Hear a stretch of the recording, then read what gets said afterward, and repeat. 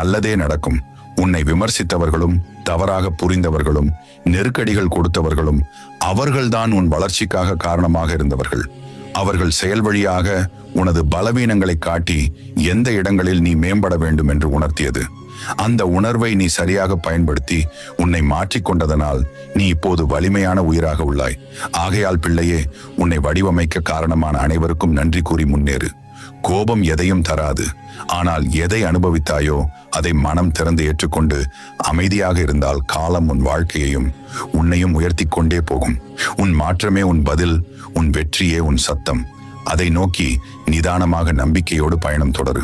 உன் வாழ்க்கையில் நீ நினைத்தது நடக்க வேண்டும் என்றால் கடந்ததை நினைத்து வருந்தாதே. ஏற்கனவே முடிந்து போன நிகழ்வுகள் உன்னை பலம் பெறச் செய்த பாடங்கள் மட்டுமே. இனி அவற்றை நினைத்து மனதை துயரப்படுத்த வேண்டாம். மற்றவர்களின் பேச்சில் உன் மனதை சிதற விடாதே.